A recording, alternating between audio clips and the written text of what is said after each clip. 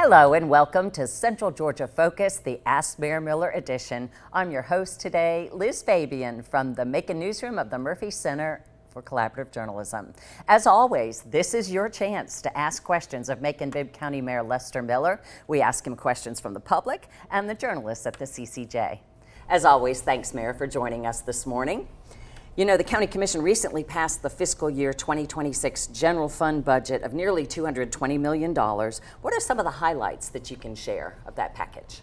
Well, the first thing I'll say is that it passed unanimously with all the commissioners. It only requires about 2/3, but everyone agreed to it.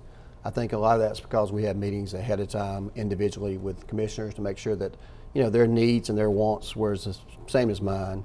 So some of the highlights include the items like public safety that we always put in there. Once again, we increased our public safety budget. IT was one of the other areas because, you know, with information technology and with AI and all those things that happen here, that became very important. We continue to fund beautification efforts in our community, those types of things. What I also say is we did not raise taxes. We may actually roll the taxes back a little bit when the digest comes back.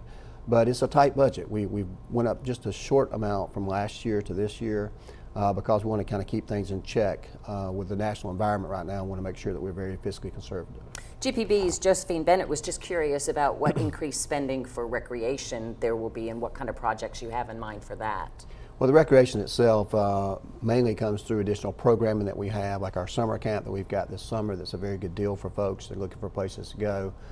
It's taking care of the youth sports, hiring more staffing at those places to make sure staffing, and could consider increasing the number of hours that we have there as well. So recreation has increased every year since 2021, and it's something that we've been very consistent about.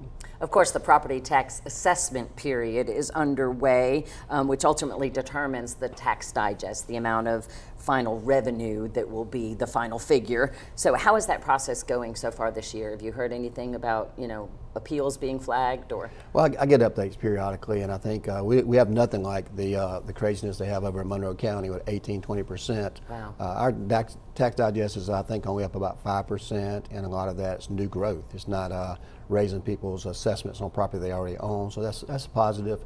And very little appeals this year, so that's a good sign as well. Of course, we went through a complete reevaluation a couple of years ago, and that's when the sticker shock came in, but at the same time we did our OLUS rollback, so it was really a non-event. So I think it's going to be a very smooth year this year. Looking forward for the tax digest getting done so we can set the millage rate for this next year, but certainly it's either going to remain the same or go under than what it was before. Well, I was kind of surprised when I was looking at the budget ordinance that you passed on June 17th. There's more money, $240 million, that comes in from other sources other than, you know, the general fund tax dollars, revenue, the property taxes. Like there's $21 million in American Rescue Plan funds still available, $36 million in other grants, $17 million in the solid waste fund, those kinds of things. That's a lot of money. So how did those funds factor into the county's operation? Well, it helps us set the millage rate. When we tell people that our budget, property tax budget, has become more balanced now, that's what we're talking about. Just in 2021, I think we were looking at about $84 million roughly for property tax. Even though assessments went up after that period of time, the amount that we're collecting from property tax holders are about $54 million. So we look for other opportunities through our, you know, solid waste has to go to a certain place, right? So right. Those are restricted funds toward that purpose, but we're looking for other ways other than the taxpayers. But with all the great tourism we have coming on in our community, the people coming in from outside each and every day and on the weekends, makes it a lot easier for our citizens to lessen the tax burden on them. We're finding out that balanced approach is working really well, particularly in the environment we're in right now. Well, you know, in recent public comments, the head of the Democratic Party here in Bibb County suggested not spending SPLOST money on the auditorium, but investing it in housing. But it's not really that simple, right? Can you explain how certain non-general funds are restricted, like you just said for the solid waste? You can't spend solid waste funds on new cars for the sheriff's office or something like that, right? Right, we have a lot of folks who are not very educated on the process and what happens with funds. The SPLOST dollars have to be used for capital improvements and has to be on property that we own. So certainly we don't own the houses to do that for, but the good news for that person is that we put $7.5 million of funds for our Macon-Bibb County affordable housing. It's starting to get addressed very well. We've probably built more houses here in the last 3 or 4 years from a public standpoint and affordable housing that we have in the previous decade. So those are very positive signs. We're going to continue to make progress on that. We have the other housing that's going to become available for first-time housing owners, and we have some down payment assistance. So there's many things on the horizon for housing, and we're looking forward to putting that forward in 2025 and 2026. Well, the Macon-Bibb County Planning and Zoning Commission is currently doing a 2050 housing study and forecast, trying to look at what the trends will be going a couple of decades ahead. So what do you think really needs to be done? Like, if you had a crystal ball, what could you do to improve housing conditions? Well, first of all, you need more housing and you need it less expensive. Doesn't necessarily mean affordable housing in respect that some people say. I would like to see a lot less apartment complexes and see more individual homes or duplexes. I think to allow people opportunity to build wealth. We've eliminated some of this blight, so we like to do some infield housing as well to replace that.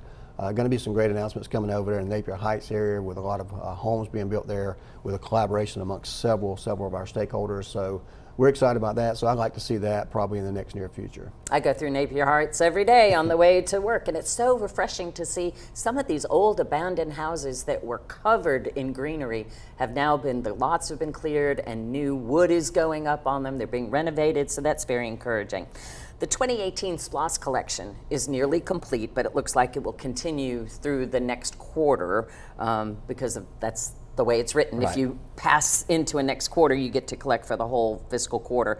So what is the process now of compiling the 2025 SPLOST project list? Well, we are, as you recall, we've already started that process. We did a $50 million bonds that allow us to do things such as roads. That's one of our priorities. The number one priority basically coming out of the SPLOST was the roads. So we set aside those monies. Of course, we're going to reimburse ourselves back for some properties that we purchased. And yesterday was the bond hearing over at the courthouse, and it was successfully completed. So we have validated our bonds for those projects up to $100 million and 50 to begin with. So the process will be listening to commissioners like we've been doing in the past, putting together and formulating lists. We've RFQs out there already for a new arena and also for a new convention center and also an RFQ for the jail. So we have multiple things going on. We're coming out the gates with great speed. And we've hit 4 of the top priorities already. We'll keep those thoughts because we're going to be talking a lot about those projects in the next block. But I have a question. How are we going to continue the SPLOST collection, the extra penny on the dollar, when we stop making pennies? Has anybody thought about that? I mean, no, I really haven't thought about that, but I assume that they're going to round it up and hopefully give a little bit more money. So it'll be 5 cents on the dollar? I don't know. That's kind of been one of those things that's been making me go, Well, everything's pretty much done digitally right now, so real people don't have all those coins in their pockets like we used to, so I think that things are changing. And we were talking about the jail just a little bit ago, and you've recently unveiled your kind of proposal to how to make things work in the short term. Can you just give us the highlights about what you're planning to kind of ease some of the conditions that we've heard about in the jail?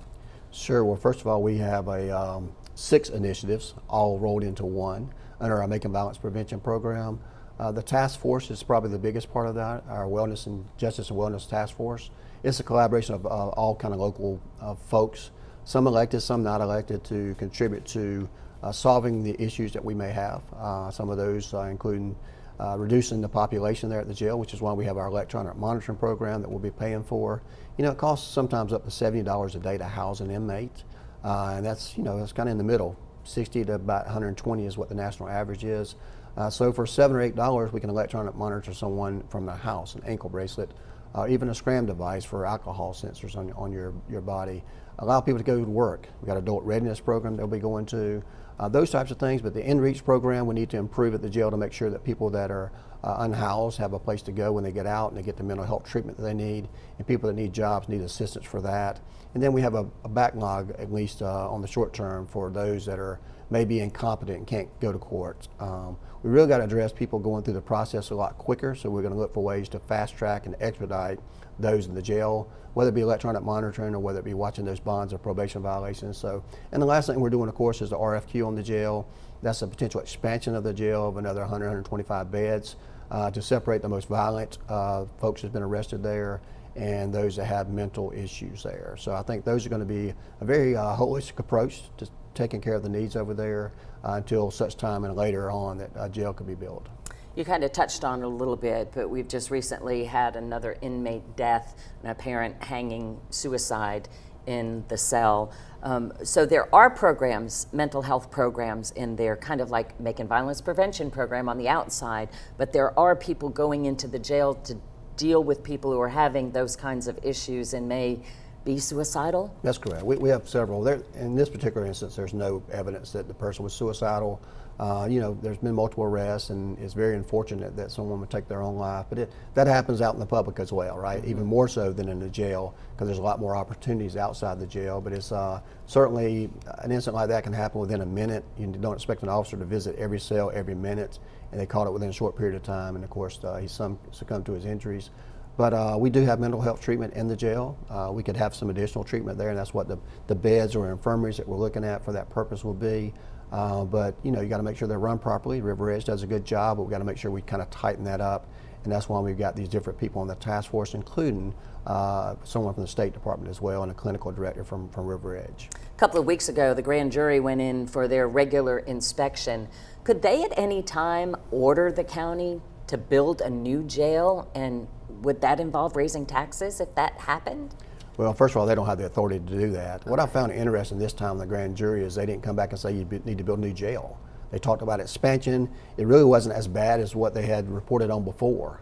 But you have to understand that grand jurors are regular people that probably clean their house and clean their restrooms and clean their yards. And when they get into a kind of an enclosed, darker space, they feel a little uneasy, but also they're thinking, this doesn't like my kitchen at home. Well, it's not supposed to, because it's not your home. At the same time, inmates are responsible for cleaning their areas, and most of those places in the jail that are in littering and things like that are for inmates. You're supposed to be taking care of that. Quite honestly, the same thing happens with the plumbing backups and things like that. But like I said, we're not here to do the blame game. We're here to kind of take care of some issues. I'm happy to say that when we began this project, it was about 1,018 people in jail. As of yesterday, we had 970. Our audit that I didn't mention just a moment ago is going real well. We're seeing some things that we can make improvements on. Got a few people out on electronic monitoring, been able to send people back to their home places that they needed to go to handle other business. And we found some people that the bond and electronic monitoring and mental health options were all available to them. So not necessarily taking credit for the whole decrease, but we're certainly trending in the right direction by dropping almost 50 people so far. Well, you mentioned the request for qualifications process for some of these major projects, including the new arena to be built in the parking lot of the current Coliseum. Y'all chose MFA program management out of Memphis. So how is MFA poised to bring this project to fruition, even from private funds, not SPLOST or taxpayer dollars? Well, we're looking for multiple ways to do that, and it's not uncommon to do public-private partnerships. Some of the things that could be used could be something that'll be on our agenda in the next couple of months. An additional charge per hotel room that could help finance this. They do it all over the place, right? Just left Atlanta not too long ago, and you have a little bit higher percentage there. You go to Savannah, they've got an occupation tax on top of their hotel rooms. Something that's kind of nominal that you don't really recognize, but you have to do that when you stay there.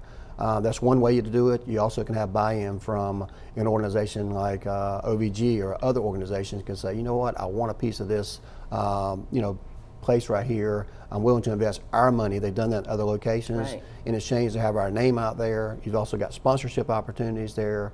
You also got opportunities that you have there for other contributions from other authorities and things of that nature.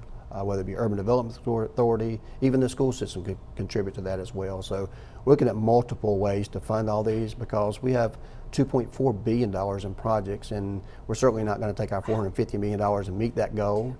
And we're certainly not going to leverage all of our funds, because a lot of that's going to be done for roads and recreation and public safety. So we're looking for creative ways that we can finance this thing, something we can live with, but it also creates funds for our community. Different from a jail.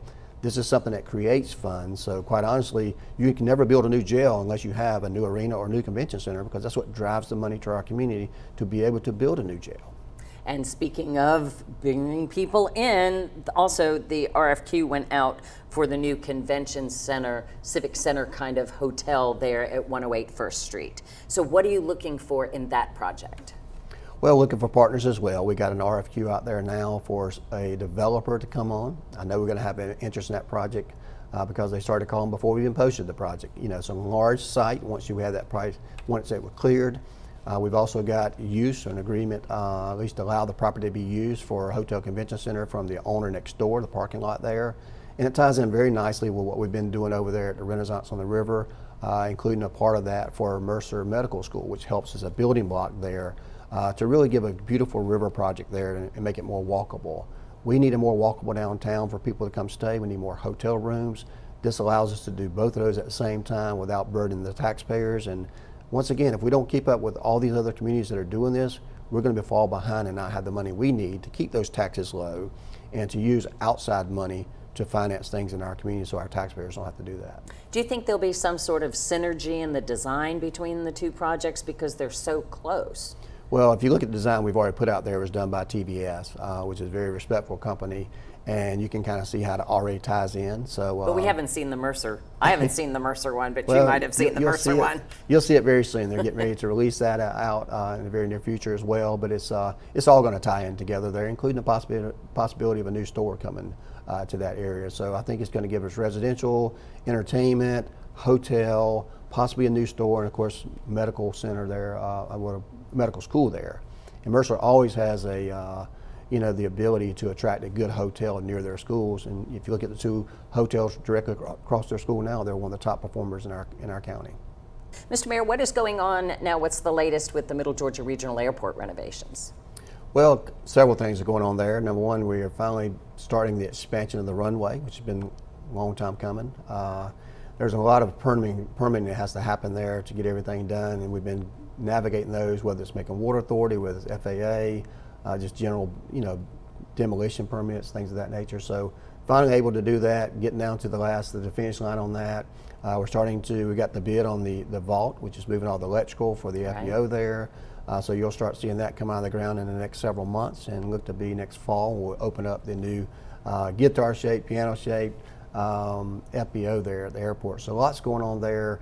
Hopefully in the very near future, we're going to be announcing some new airlines coming, some new destinations. So I look forward to a press release coming out on that in the near future. So lots of great things are taking off the airport. We're excited about that, and certainly as part of our overall development for Macon-Bibb County.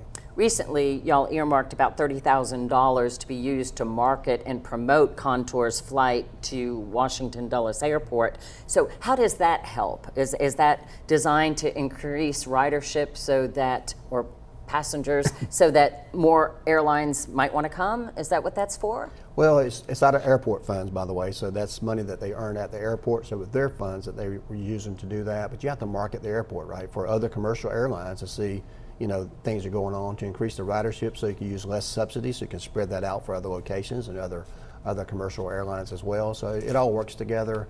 We've done a great job at promoting things. We're also working with the Chamber of Commerce and Visit Macon, kind of tie all that together with our businesses as well as our tourism. So you can expect to see a lot more in the airport in the next several years, and really in the next year, it'll really start developing a lot. I thought that was interesting that Visit Macon was going to help manage the new Civic Center Hotel. They're getting a lot on their plate.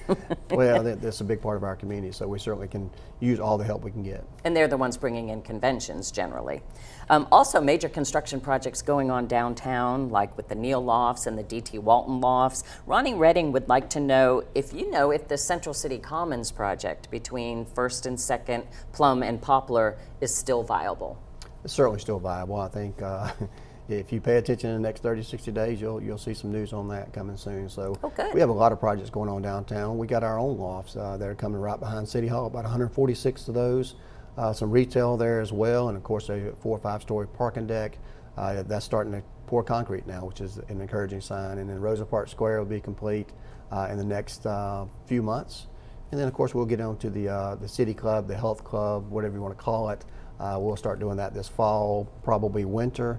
So still lots to do in Macon-Bibb County, and we'll have some development around the Macon Mall too, so keep your eye out for that one. Well, CCJ Director Debbie Blankenship wanted to know what is going to go on with the Macon Health Club and the bank building across the street. Well, she'll just have to sit and wait. If you remember, we had some limitations when we did the swap with Mercer for the HM Navicent for that property.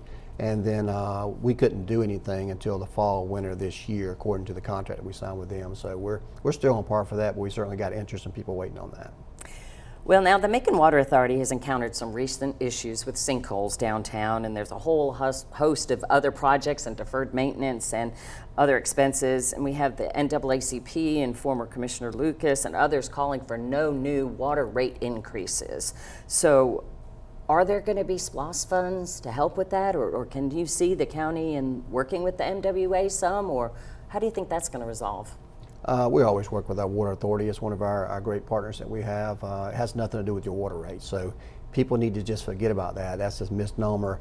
Whether we give money or not for stormwater or for the levy, it's not going to affect whether they have to raise rates or not. Those are two totally different types of funds, two totally types of monies that go into those funds. And they have the stormwater fee now. They probably need some more. We're going to work with them. I'm sure there's going to be some consistent giving to them of our SPLOST over the next 10 years, but don't confuse that with water rates. It has zero to do with your water rates over there. So we could give them $25 million tomorrow and the water rates will still go up. Quite honestly, I've had businesses in many parts of the state, and Macon-Bibb County still has the least expensive water there is and the best tasting water. So we're just not used to it here when you get a rate increase like that, because there haven't been a rate increase for quite a while. So. And we've been talking a lot about the building blocks, of construction projects, but building blocks of society. I wanted to talk with you. I don't think we've ever talked about your literary alliance. What is that designed to do? Well, it's multiple faceted. It's getting the right people in the room at the right time. It's not only attacking like reading and writing, it's also financial literacy to make sure people understand the process there. We're starting to expand that. It's a great collaboration with the school system. We're going to continue to do that. They'll be opening up their office in the mall very soon so they can continue to expand. But we want to get both our youth reading on grade level, but also our adults that can go back to school to get their education so we can improve our workforce. So literacy is the building block of everything. It levels the playing field and certainly can help us fill the jobs that we need for all the great jobs we brought in over the last several years. We only have about 30 seconds, but I also noticed that there's a Macon violence prevention partner, a Lead with Literacy, that's working with a dozen families at Bloomfield Gilead this summer. So how do these help society?